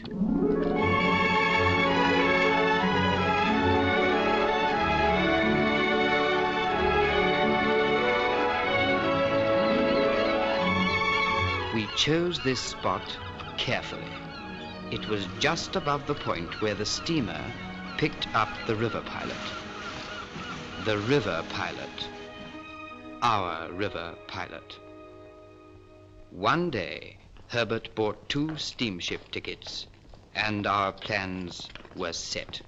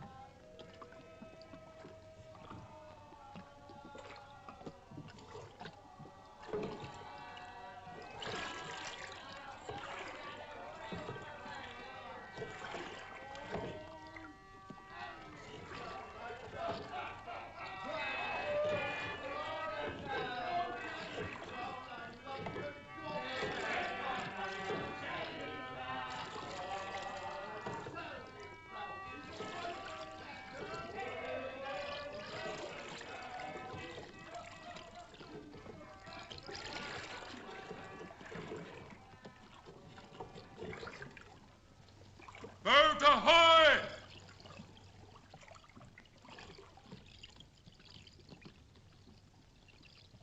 Ahoy there!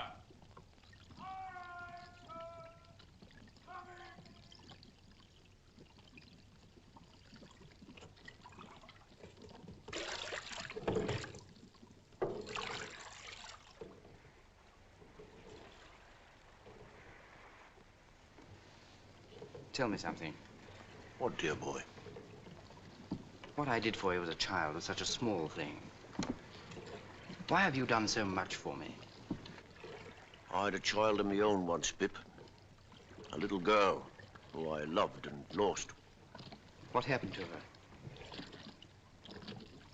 I don't know. It's a dark part of my life, dear boy. Ain't worth telling. But when on those lone, shivering marshes, a boy was kind to a half-starved convict, that boy took the place of the child he had lost. Pull on your left.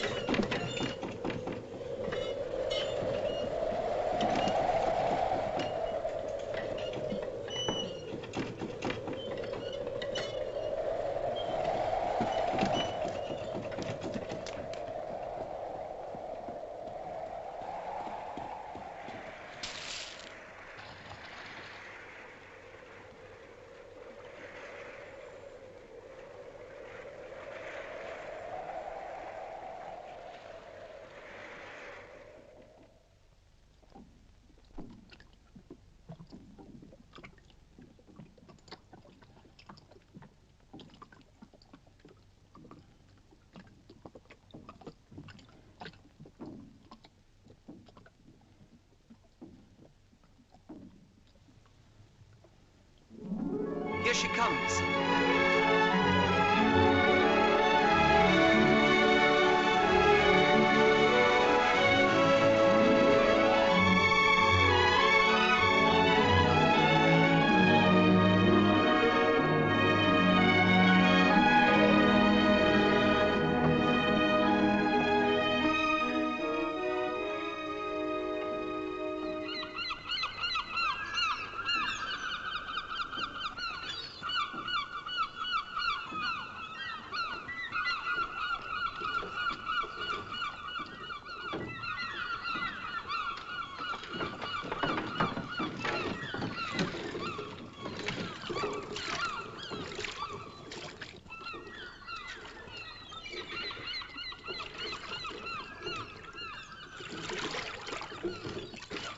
One, two, one, two, one, two, one, two, one, two.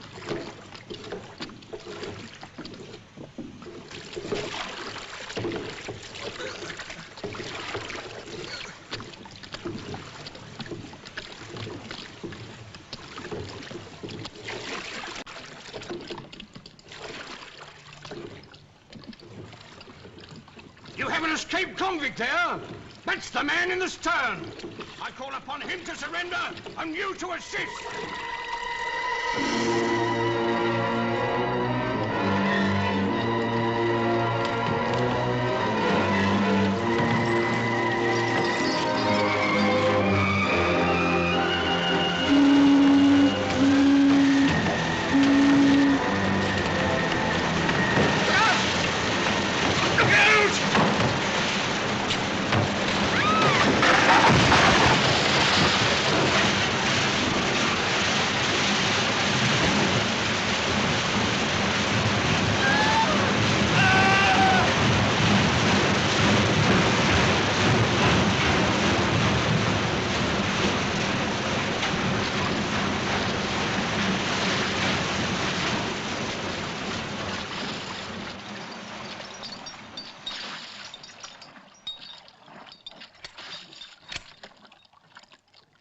I'll never forgive myself for this.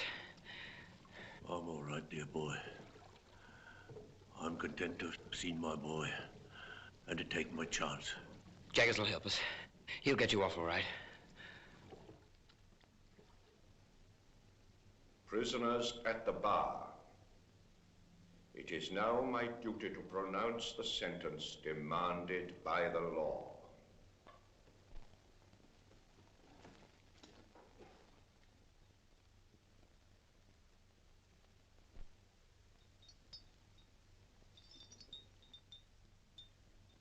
The sentence of this court is that you be taken hence to the place from whence you came, and from thence to the place of execution, and that each of you there be hanged by the neck until you be dead. And may Almighty God have mercy on your souls. Are you absolutely certain there is nothing you can do to save him? Nothing. You realize, of course, that you no longer inherit his money. That will be claimed by the crown. The money is no interest to me. If you had been a blood relation, it might have been different. You are not a blood relation, so it is not different. You mean if he had a child, the money would go to the child? The money might go to the child. Mr. Jaggers, there was a child. So you think there was a child, do you? I know there was a child.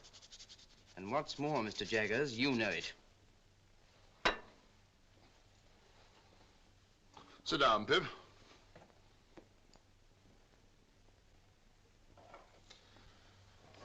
I'm going to put a case to you, Pip, but I admit nothing. I understand. You admit nothing. Put the case that a woman is charged with murder. Put the case that this woman has a child whose father is a convict. I understand you perfectly. But that I make no admissions.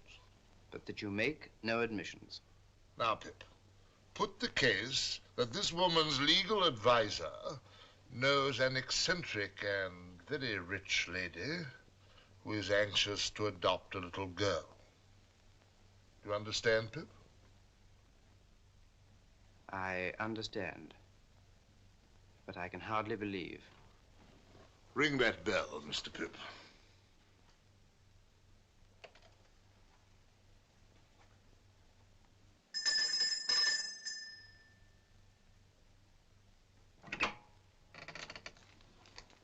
Yes, sir? Basin. Yes, sir.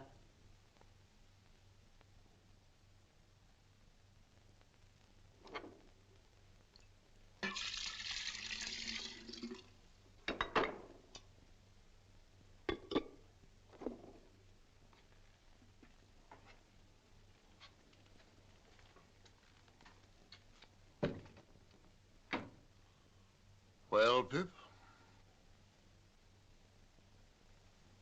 If I'm in my right mind, and that woman is Estella's mother, this legal advisor you mention will have a lot to answer for. Now, Pip, put the case that this legal advisor has often seen children tried at the criminal bar. Put the case that he has known them to be habitually imprisoned, whipped, neglected, cast out, qualified in all ways for the hangman, and growing up to be hanged. Put the case that here was one pretty little child out of the heap that could be saved. Put that last case to yourself very carefully, Pip. I do, Mr. Jaggers. Did he do right? He did right. Good. Does Estella know? You mean, does the little girl know? Yes. No, she does not know. She must never be told. As to that, she has a claim to her father's property. The legal advisor must use his own judgment. Her father's condition is considerably worse. He has been moved to the prison infirmary.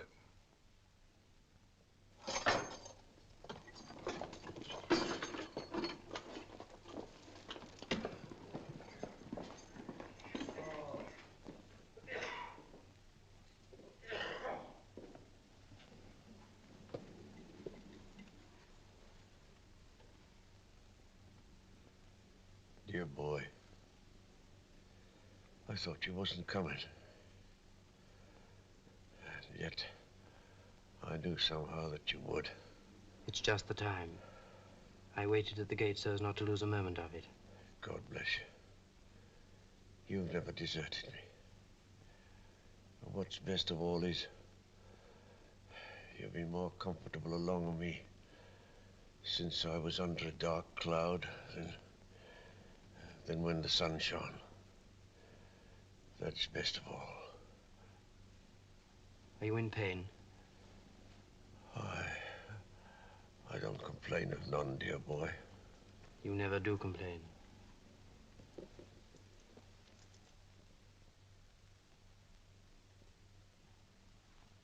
You better stay.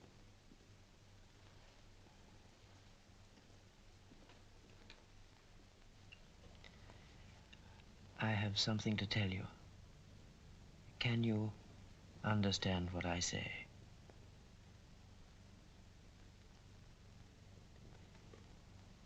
You had a child once, whom you loved and lost. She lived and found powerful friends. She is living now. She is a lady and very beautiful. And I love her.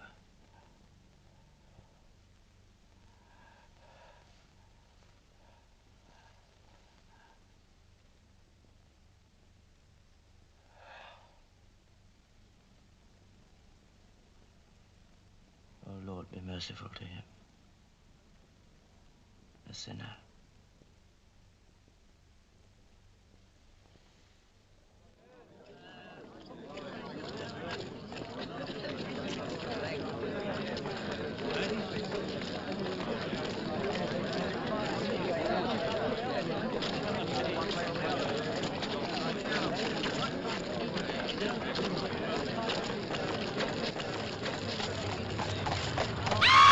Get out of the way, you fool!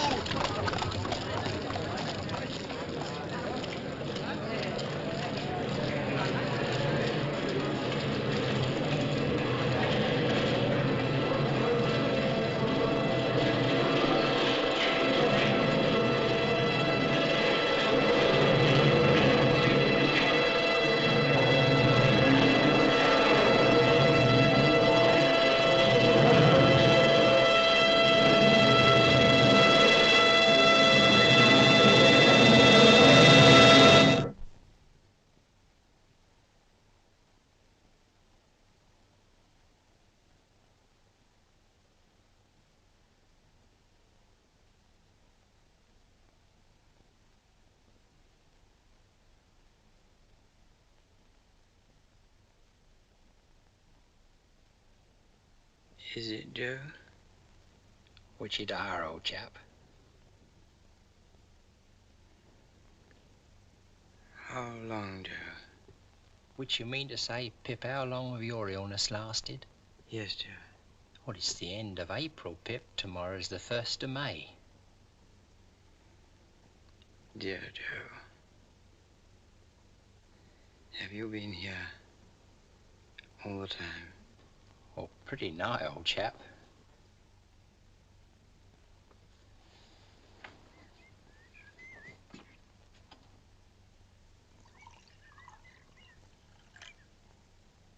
Joe, where am I? You're home.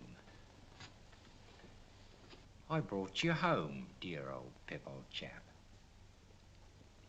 Oh, Joe, you break my heart. Please don't be so good to me. Now, look here, old chap. Ever the best of friends. You'll soon be well enough to go out again. And then, oh, what larks!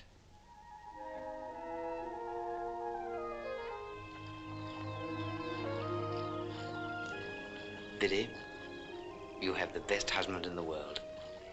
And Joe, you've the best wife in the world. Which I know, Pip, old chap, which I know. You'll be very happy. Which are our intention, Pip, old chap. And you'll have children. Which also are our intention, Pip, old chap. One day, Pip, you'll marry too. I don't think I shall, Billy. Not now. Dear Pip, do you still fret for her? I think of her. But that poor dream, Billy, has all gone by. All gone by. I knew as I said these words that I secretly intended to visit the old house that evening.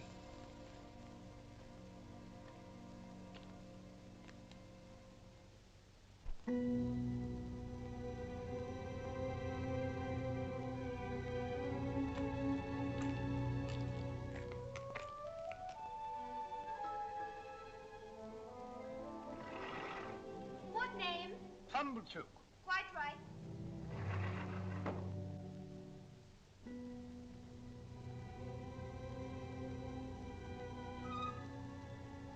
Come in, Pip.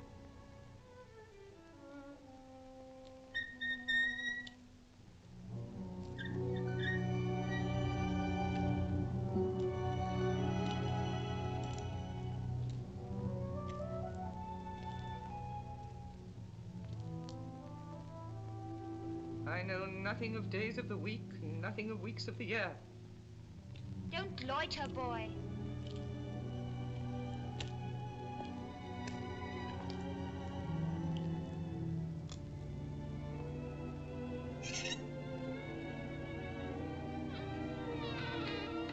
Come along, boy. Take your hat off.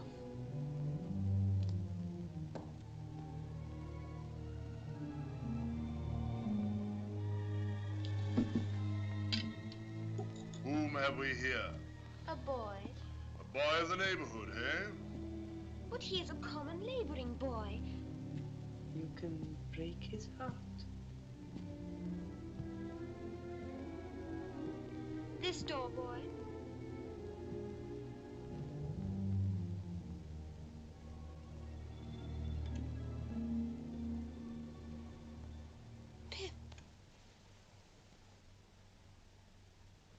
Stella,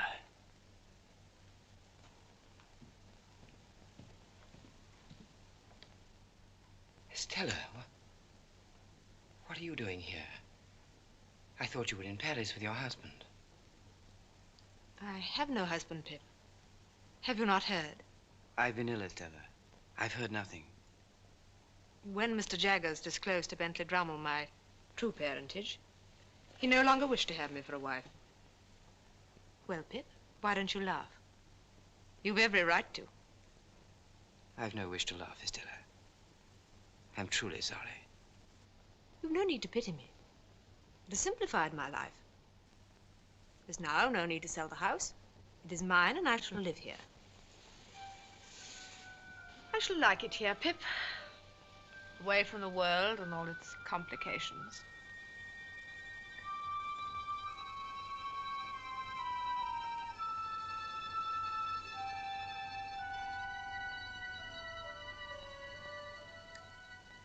Stella, how long have you been here? I don't know. Stella, you must leave this house. It's a dead house. Nothing can live here. Leave it, Stella, I beg of you. What do you mean? This is the house where I grew up. It's part of me. It's my home. It's Miss Havisham's home. But she's gone, Stella, gone from this house, from you, from both of us. She is not gone. She is still here with me in this house, in this very room. Then I defy her. I have come back, Miss Havisham. I have come back to let in the sunlight.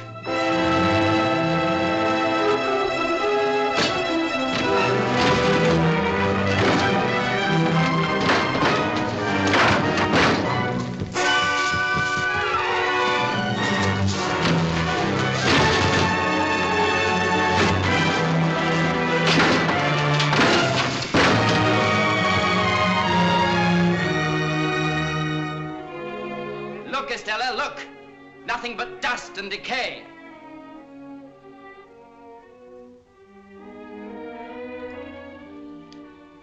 I've never ceased to love you, even when there seemed no hope for my love. You're part of my existence, part of myself. Estella, come with me, out into the sunlight. Look at me. Pip, I'm afraid.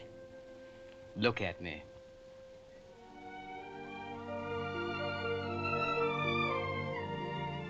We belong to each other. Let's start again. Together.